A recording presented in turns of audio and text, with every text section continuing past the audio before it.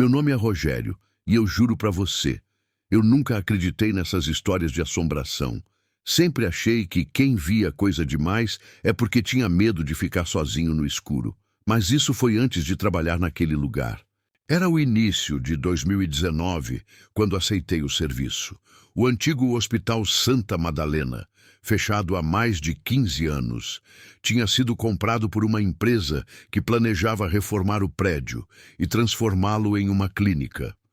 Enquanto a obra não começava, precisavam de alguém para vigiar o local à noite, evitar que entrassem usuários de droga, ladrões de cobre, esse tipo de coisa. O salário era bom, o turno era calmo, e eu pensei, melhor impossível. Eu só não imaginava o preço que ia pagar por aquelas madrugadas. O prédio ficava no alto de uma colina, rodeado por mato e com uma estradinha de terra que parecia mais um atalho para o inferno. Quando cheguei pela primeira vez, ainda de dia, o lugar já tinha um ar pesado. As janelas estavam quebradas, as portas empenadas. Um silêncio que fazia doer o ouvido. Na portaria, encontrei o Silvio, o vigia do turno anterior. "Boa sorte, parceiro", ele disse, me entregando o molho de chaves. "Valeu. Há algum problema por aqui?" Perguntei, tentando parecer tranquilo. Ele riu, mas sem humor. "Problema não, só barulhos e o cheiro. Você vai entender", respondeu entrando no carro e sumindo estrada abaixo. À noite tudo era diferente. O ar parecia mais denso e o frio se infiltrava pelos ossos. Levei meu rádio, lanterna e uma garrafa de café. Liguei a luz do saguão, uma lâmpada velha que piscava de segundo em segundo, fazendo sombras dançarem pelas paredes descascadas. Caminhei pelos corredores. O som dos meus passos ecoava como se tivesse alguém logo atrás. A lanterna iluminava placas enferrujadas, pediatria, centro cirúrgico, UTI, tudo coberto de poeira, teias de aranha e aquele cheiro. Não era mofo, era algo diferente. Um fedor doce, enjoativo, como carne apodrecendo misturada com desinfetante velho. No começo, pensei que fosse algum animal morto, mas não achei nada, e quanto mais eu andava, mais forte ficava o cheiro. Até que, de repente, desapareceu completamente, como se nunca tivesse existido. Voltei para a guarita e fiquei ouvindo música no rádio.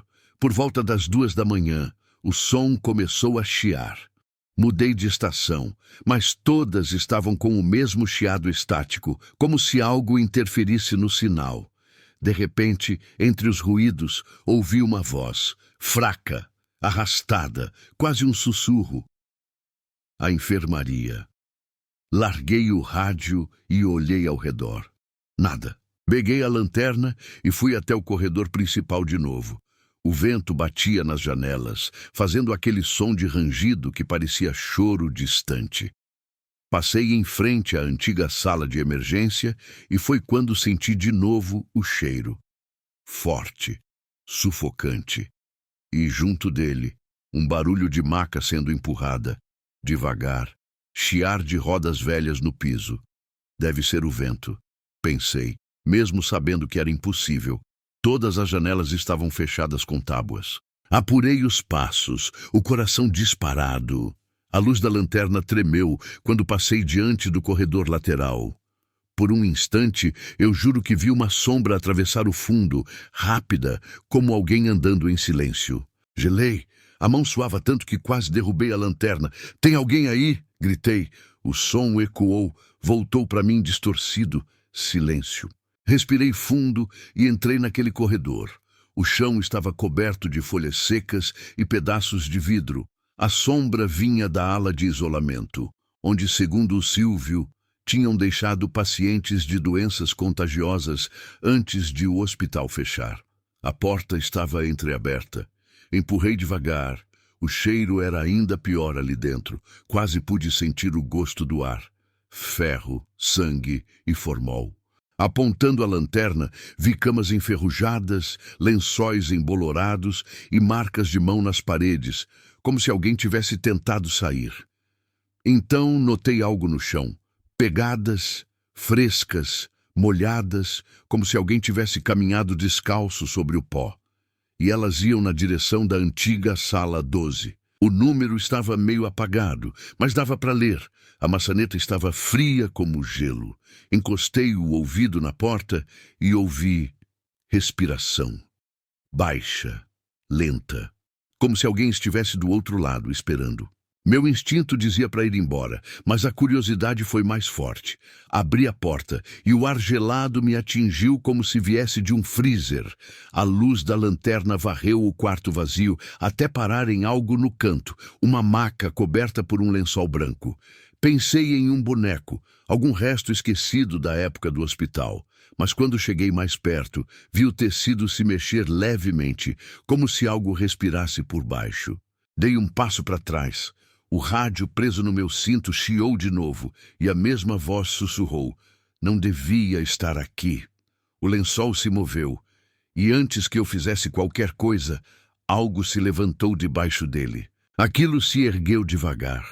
O lençol escorregou, revelando uma silhueta magra, ossuda. Os ombros pareciam deslocados, e o som que saiu dali não parecia humano. Um estalo seco ecoou, como ossos se partindo. A lanterna tremia na minha mão. A coisa virou o rosto em minha direção e eu vi. Deus do céu, eu vi. O rosto não tinha olhos. A pele estava pálida, quase translúcida, e a boca costurada, mas mesmo assim ela sussurrava. A voz não vinha da boca, vinha do ar, das paredes, do rádio que chiava na minha cintura. Não devia estar aqui. Meu corpo travou. Era como se o ar tivesse se tornado líquido. Eu queria correr, gritar, mas nada respondia. A lanterna piscou e apagou. Fiquei em total escuridão. O som da respiração daquilo enchia a sala, lenta, irregular, como se ela me cheirasse. Com a mão tremendo, peguei o isqueiro. A chama iluminou o suficiente para eu ver o lençol no chão e as pegadas molhadas indo na direção atrás de mim. Girei o corpo, e nada.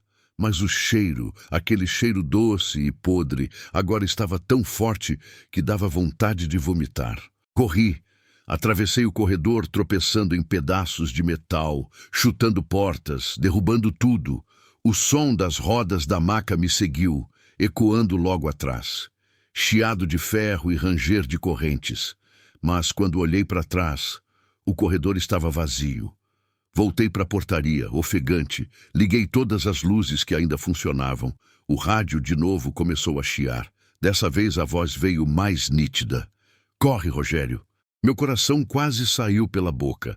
A voz sabia meu nome. Corri para o portão de saída, mas o cadeado estava trancado por dentro. Eu juro que deixei aberto. A chave, que antes estava no meu bolso, tinha sumido. Foi então que as luzes começaram a apagar uma a uma, vindo do fundo do prédio em minha direção. Cada estalo, cada estourar de lâmpada aproximava-se, e no intervalo de cada apagão eu via ela. Primeiro, parada no fim do corredor, depois mais perto, e mais, até que estava a poucos metros, imóvel, com a cabeça levemente inclinada, como quem observa uma presa cansada. "O que você quer de mim?" Gritei. Nada. Só aquele ruído, uma mistura de respiração e riso sufocado. As portas do hospital começaram a bater sozinhas, uma sequência de bam, bam, bam, ecoando por todos os andares. O rádio chiou tão alto que caiu da minha cintura e estourou no chão. No meio do ruído, uma voz masculina surgiu, diferente da anterior. "Rogério, você não devia ter tirado o lençol dela. Meu sangue gelou." Ela. Voltei os olhos para frente. A figura estava ainda mais perto agora, e algo escorria dos cantos costurados da boca. Um líquido escuro, espesso. De repente, o portão atrás de mim se abriu com um estrondo. Corri sem olhar para trás, tropeçando na terra, caindo e me levantando. Quando cheguei à estrada, olhei uma última vez. O hospital estava todo aceso. Todas as janelas iluminadas por uma luz branca e fria, e nas janelas, sombras, dezenas delas pacientes, médicos, todos olhando para mim. No centro, no vidro da antiga sala 12, ela estava parada, com a cabeça encostada no vidro, me observando. Mesmo de longe, eu podia ver o movimento da respiração dela, lenta, constante. Entrei no meu carro e dirigi até o amanhecer, sem parar, sem pensar. Quando voltei no dia seguinte para devolver as chaves e pedir demissão, o engenheiro responsável pela obra me olhou confuso. "Como assim você trabalhou lá ontem?" Ele perguntou. "Claro, foi meu primeiro plantão." "Impossível, Rogério. A energia está cortada naquele prédio há mais de 3 meses." Eu ri, de nervoso, mas por dentro alguma coisa quebrou. "Hoje, toda vez que fecho os olhos, ainda sinto aquele cheiro, ainda ouço o ranger da maca, e às vezes, quando o rádio do meu carro chia sem motivo, eu ouço a voz dela sussurrando bem perto. Você devia ter ficado debaixo do lençol."